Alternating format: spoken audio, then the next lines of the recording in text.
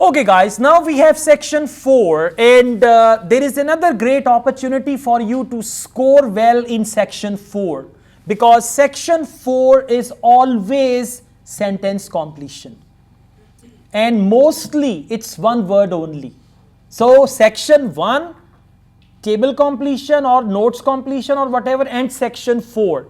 There is no trickery in section 1 and section 4. So if you pay more attention, 10 out of 10, 10 out of 10, you can get 20 correct answers.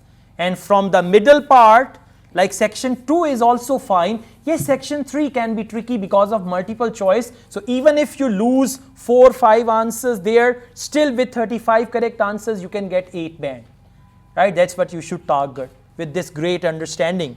So one word only. Now what's the title? Effects of urban environments on animals. Effects. That means impact. Urban environment means city environment. Urban means city. Rural means village. Country means, I taught you yesterday, countryside. That is also village. Huh?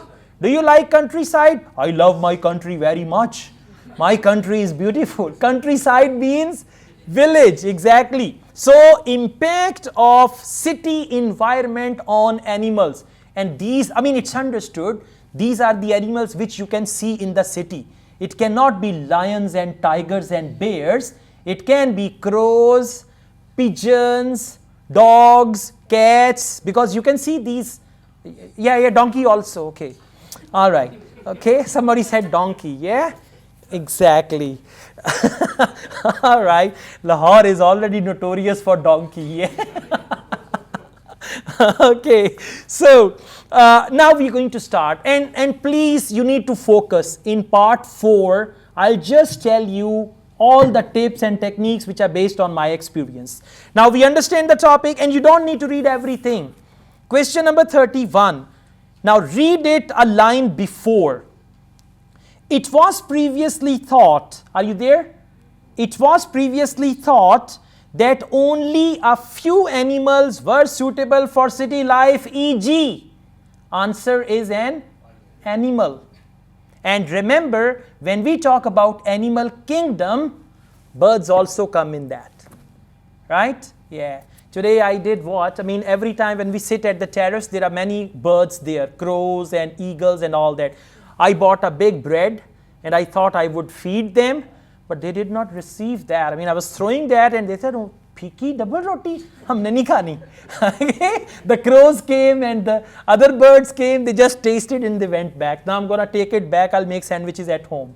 Okay, so they refused to take my bread, and these are the city animals and birds, right? They want some spice and if we give them, yeah, biscuits they eat. They said, yeah, biscuits are fine, but only that pokey bread is not fine. Yeah.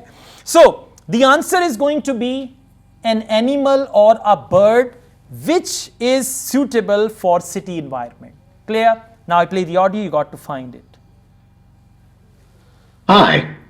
Today we're going to be looking at animals in urban environments. And I'm going to be telling you about some research on how they're affected by these environments. Now, in evolutionary terms, urban environments represent huge upheavals, the sorts of massive changes that usually happen over millions of years. And we used to think that only a few species could adapt to this new environment. One species which is well known as being highly adaptable is the crow, and there have been various studies about how they manage to learn new skills.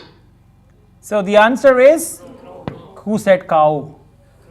Crow. Well done. Very good. So how do we spell crow? K-R-C-R-O-W. Very good. All right. Well done. That's a nice start. Now, question number 32. The pigeon. They will talk about pigeon. Because walls of city buildings are similar to. For similar to, they can use the word, the walls of city buildings resemble, or the walls of city buildings look like, or the walls of city buildings are like, and then they will be the answer. Resemblance. Okay, so the resemblance of walls of city building with something, it can be like mountains or any other thing like that. Now please listen carefully and you got to tell me the answer. Another successful species is the pigeon, because they're able to perch on ledges on the walls of city buildings, just like they once perched on cliffs by the sea. Cliffs by the sea. How do you spell cliff? C-L-I-F-F. If you write your answer with single F, they will add the second F. Fail. Okay? Yeah, exactly. So C-L-I-F-F and S, because they used plural. Cliffs. Let me just check if they accept your single answer or not. They should accept it. It's listening, test 1. No, it's only plural. So if you write cliff only, I think they'll accept it, but anyways, cliffs is the answer. Huh? Oh yes, 100%. Singular answer will not be accepted. When there is anything like this, then they will never accept it. Well done, thank you. Okay, in fact, many urban animals are adapting with unusual. They are adapting means they are changing themselves with unusual something, right? So let's see what that is. But in fact, we're now finding that these early immigrants were just the start of a more general movement of animals into cities, and of adaptation by these animals to city life. And one thing that researchers are finding especially interesting is the speed with which they're doing this. We're not talking about gradual evolution here. These animals are changing fast. Fast, and before that, speed. Answer is speed. Okay, clear, or shall I play it again? All right, no problem. It just takes one click. I play it again. But in fact, we're now finding that these early immigrants were just the start of a more general movement of animals into cities, and of adaptation by these animals to city life. And one thing that researchers are finding especially interesting is the speed with which they're doing this. We're not talking about gradual evolution here. Okay, doing this means this adaptation. Doing this goes back to adaptation. Speed will be the answer. Okay, if you write the word fast, it will not fit here. Adaptation with unusual fast. It will not fit. Wrong answer will never fit in the blank. Okay, now question number 34. It's from recent research, Emily Snell-Rood. You don't need to read further about that. Don't read every note. Just read the headline. Emily Snell-Rood. That's it. Now the second point, she found the size of their dash. Now before that they talked about mammal, by the way. So you should go through it. Yeah. Emily Snell-Rood studied small urbanized mammals. Okay. So she found the size of their dash. Their means mammals. When we talk about size of their something, it's going to be the body part. So the answer is going to be a body part. And they are saying had increased. So size had increased. For that they can use the word bigger. Right? They have big, they have bigger, or the size increased, something like that. So let's see which body part of the mammal that the size has increased. Let me tell you about some of the studies that have been carried out in this area. So, in the University of Minnesota, a biologist called Emily Snell-Rood and her colleagues looked at specimens of urbanized small mammals such as mice and gophers that had been collected in Minnesota and that are now kept in museums there. And she looked at specimens that had been collected over the last 100 years, which is a very short time in evolutionary terms. And she found that during that time, these small mammals had experienced a jump in brain size when compared to rural mammals. Jump in brain size. So what will be the answer? Brain size. Only brain. Good. Because it's one word only. Right? Excellent. Very good. Let's go on. She suggests this may be due to the need to locate new sources of. For new, they can use the word different. For sources, they can use any synonym. And to deal with new dangers.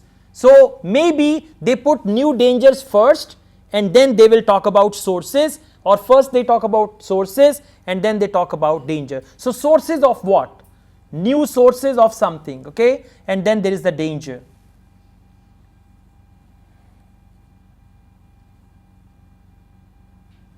Now, we can't be sure this means they're more intelligent, but since the sizes of other parts of the body didn't change, it does suggest that something cognitive was going on.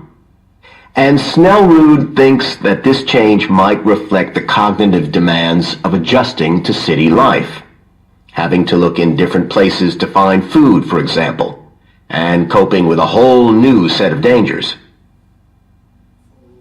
Food, exactly. Food will be the answer. 36.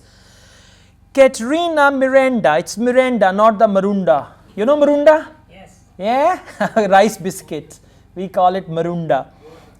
Okay, Katarina Miranda focused on the dash of urban and rural birds. She focused on some aspect, and that will be your answer. So whatever she focused, and trap can be that she did not look into that, but actually she paid attention to something. That will be the answer. So let's see. Then over in Germany, at the Max Planck Institute, there's another biologist called Katarina Miranda, who's done some experiments with blackbirds living in urban and rural areas. And she's been looking not at their anatomy, but at their behavior.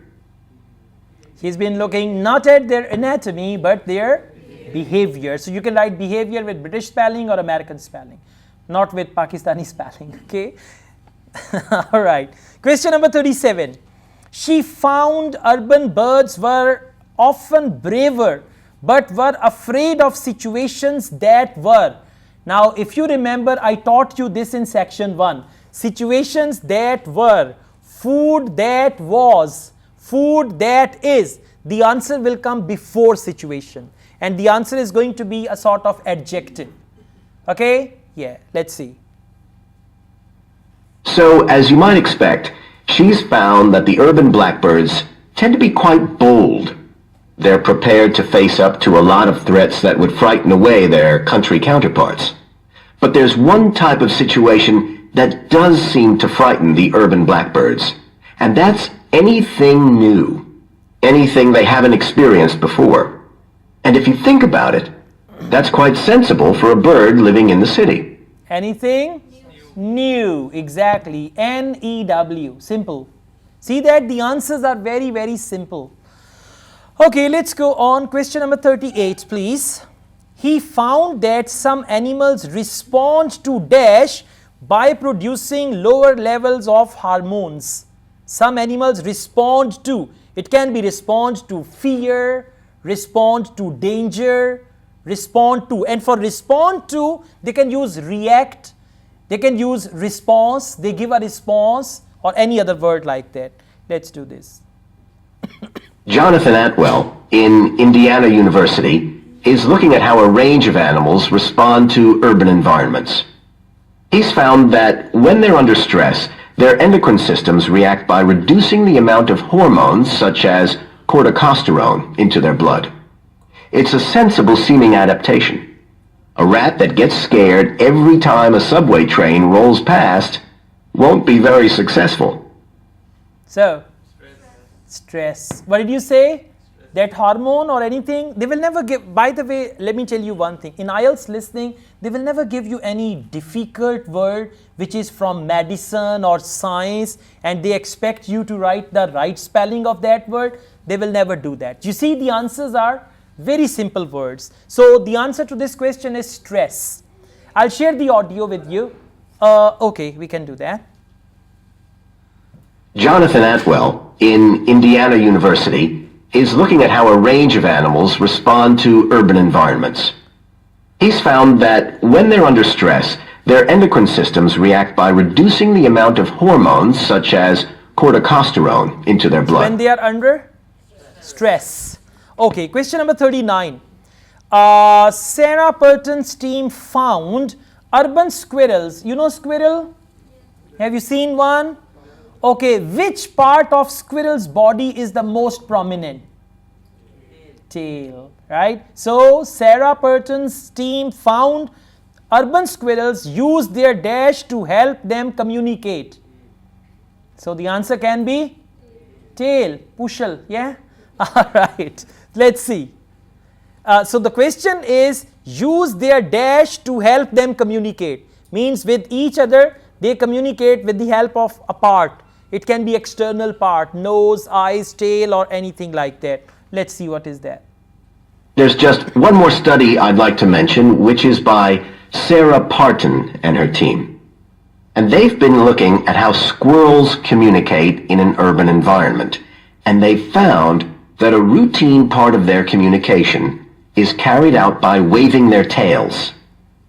You do also see this in the country, but it's much more... Okay, by waving their tails. And by the way, this word "their" is also helpful. So you can write squirrels use their tail or tails. Both are right answers. All right, so next time whenever you go somewhere and you see a squirrel waving her tail, you should say Walaikum Assalam. Or if you are from Indian Punjab, say Sat Sri Akal. Okay, like that. Question number 40. Long-term possibilities. Species of animals may develop which are unique to cities. However, some changes may not be. Negative word. Some changes may not be.